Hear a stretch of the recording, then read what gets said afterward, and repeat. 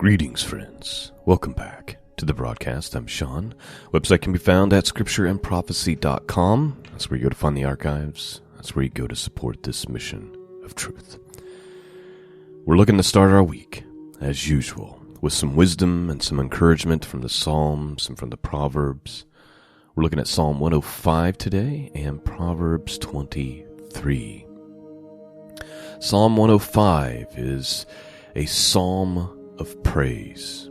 And what's interesting is it appears to be, at least in part, composed by David with the removal of the Ark of the Covenant from Mount Zion. And we get that by looking at 1 Chronicles 16, which I'll do here in just a second. Well, actually, just let me do it. So let's look at 1 Chronicles 16 real quick. 14 verses, and you'll notice when we start our psalm that the first 7 verses are actually in our 1 Chronicles reading.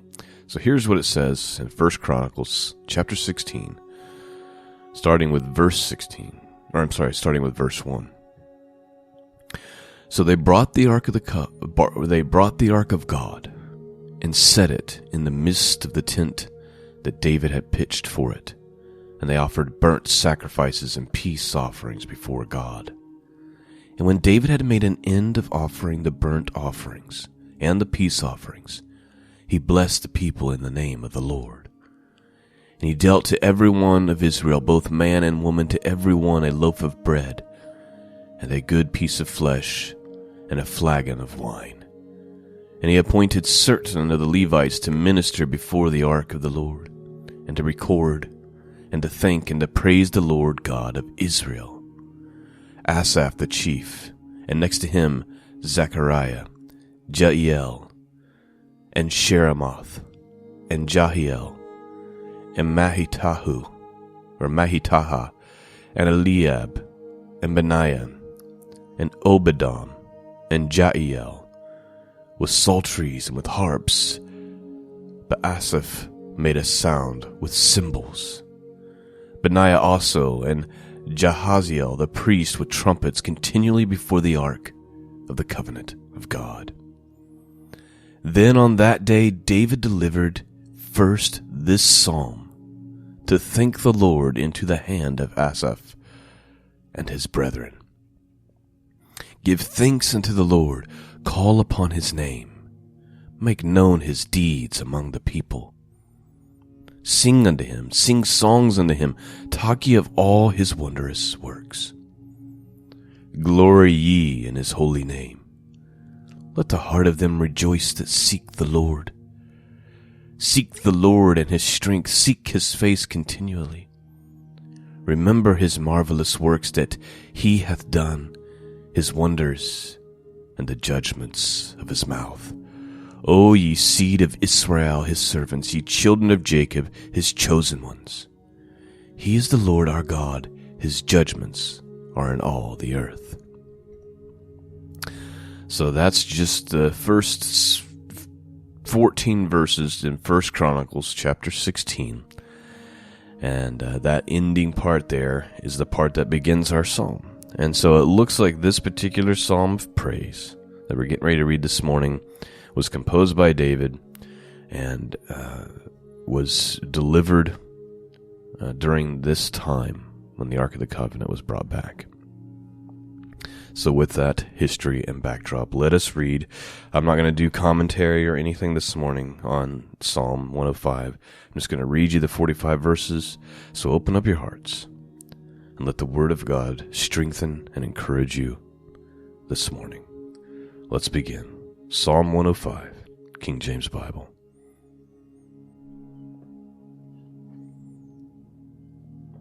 Give thanks unto the Lord. Call upon his name. Make known his deeds among the people. Sing unto him. Sing psalms unto him. Talk ye of all his wondrous works. Glory ye in his holy name. Let the heart of them rejoice that seek the Lord. Seek the Lord and his strength. Seek his face evermore.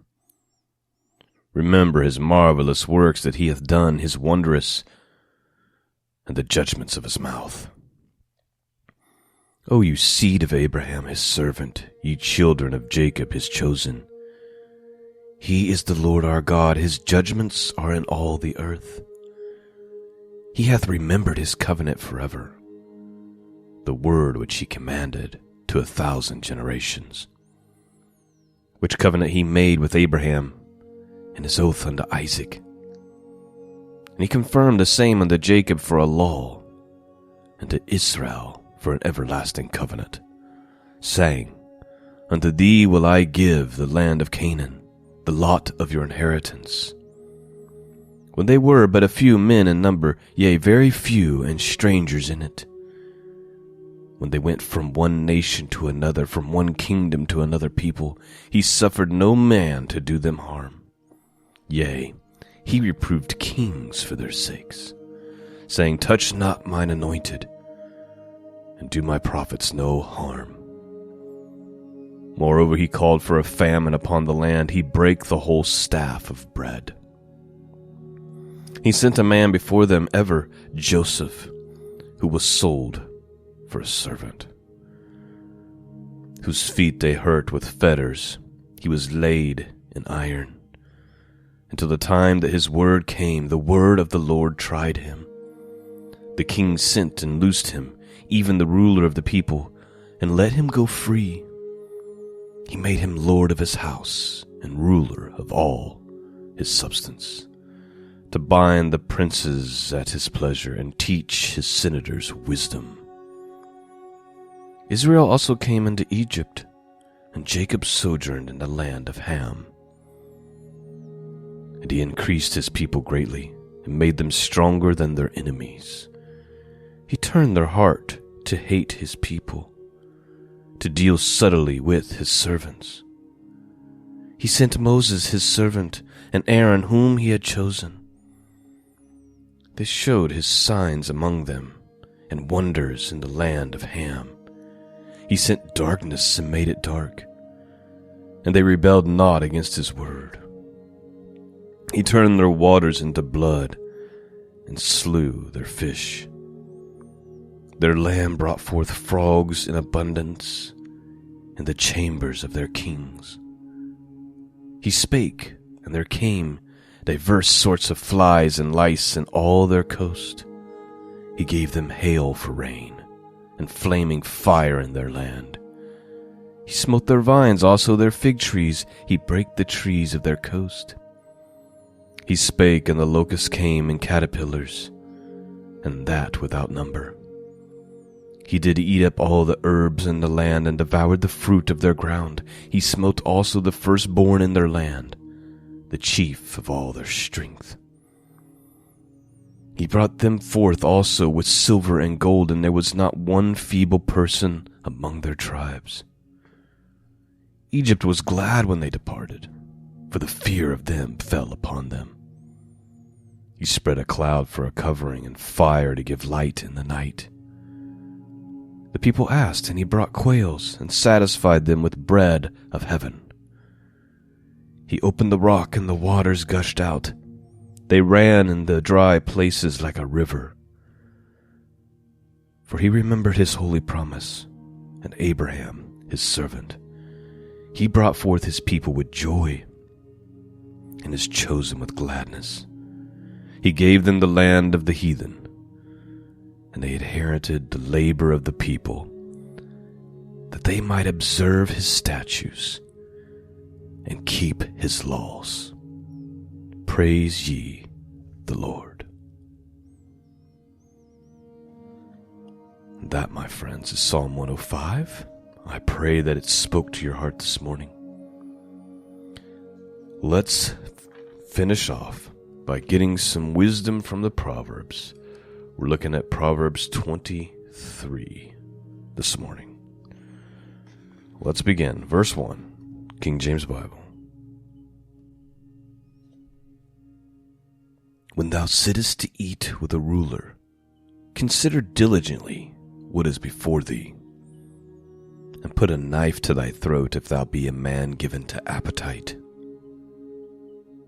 Be not desirous of his dainties, for they are deceitful meat. Labor not to be rich, cease from thy own wisdom. Wilt thou set thy eyes upon that which is not? For riches certainly make themselves wings, they fly away as an eagle toward heaven. So please note, it appears the Proverbs is warning about the seeking after wealth and making that your life's mission, because the wealth can just disappear. It can fly away like an eagle. It says if you're going to sit down with a ruler, put a knife to your throat if you're going to be given over to appetite. Like if you're going to be given over to luxury and sensuality and indulgence and appetite, like those things are going to lead to destruction. Verse 6, eat thou not the bread of him that hath an evil eye, neither desire his dainty meats. For as he thinketh in his heart, so is he. Eat and drink, saith he to thee, but his heart is not with thee. The morsel which thou hast eaten shall thou vomit up, and loose thy sweet words. Speak not in the ears of a fool, for he will despise the wisdom of thy words. Remove not the old landmark, and enter not into the fields of the fatherless. For their Redeemer is mighty, he shall plead their cause with thee. Apply thy heart unto instruction, and thy ears to the words of knowledge. Withhold not correction from the child, for if thou beatest him with the rod, he shall not die. Thou shalt beat him with the rod, and you shall deliver his soul from hell. So please note, obviously this has come up multiple times. It may have came up in our last Proverbs study. Solomon just does not want you to get it twisted. You have to discipline your children. He's saying if you discipline the child with the rod, he's not going to die, right?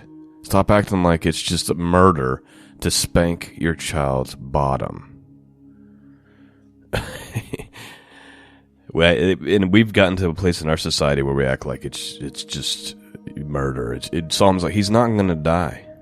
And in fact, by not sparing the rod, by actually doing the correction and the discipline, you're setting him up to be a more godly person. It says, thou shalt beat him with the rod, and shall deliver his soul from hell.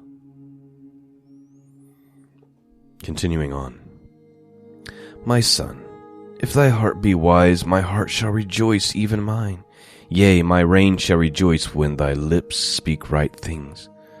Let not thy heart envy sinners, but be thou in the fear of the Lord all the day long. Let's read that again. Open up your hearts to this. Let not thy heart envy sinners, but be thou in the fear of the Lord all the day long. That sounds like a verse that we could just mull over and chew on all day. Don't be jealous of the lifestyle and the luxury or the pleasure and indulgence that you see the heathen or the sinner that has. Rather, remember your fear and reverence for God and why you choose to obey Him instead of feed your flesh. Let me read that just one more time. Let not thy heart envy sinners, but be thou in the fear of the Lord all the day long. For surely there is an end, and thy expectation shall not be cut off. He's saying, don't forget, there is an end. One day, we're going to have to stand before God. One day, Messiah is going to return. One day, you're going to have to answer. Walk in the fear of the Lord. Don't be envious of the wicked. Verse 19, Hear thou, my son, and be wise, and guide thy heart in the way. Be not among winebibbers, among rituous eaters of flesh. For the drunkard and the glutton shall come to poverty, and the drowsiness shall clothe a man with rags. Hearken unto thy father that begat thee, and despise not thy mother when she is old. Buy the truth and sell it not, also wisdom and instruction and understanding.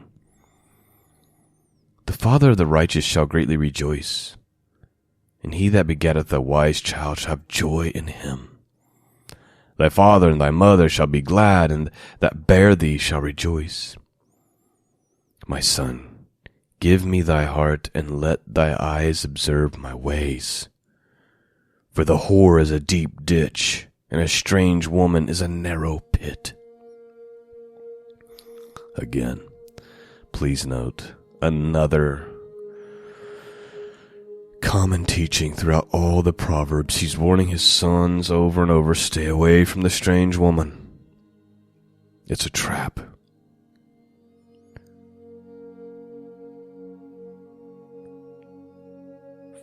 He says, My son, give me thy heart, and let thy eyes observe my ways. For a whore is a deep ditch, and a strange woman is a narrow pit.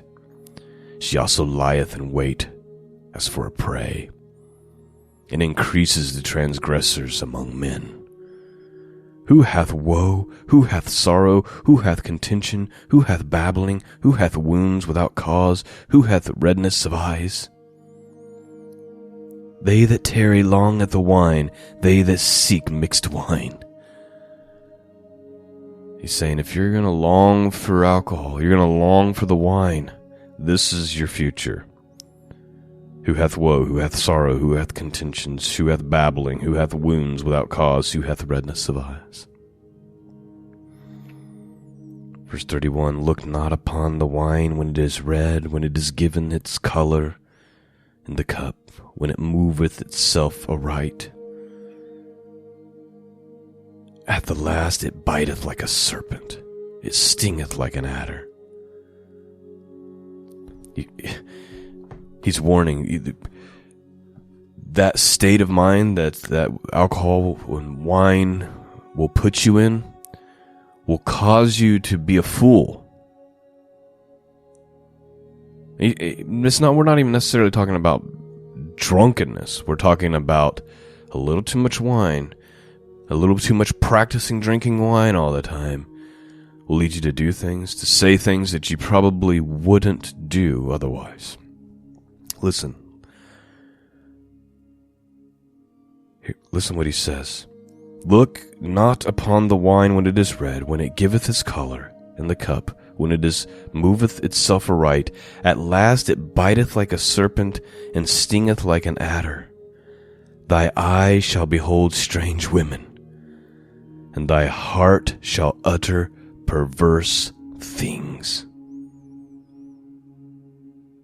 Suddenly the strange woman's going to look appealing.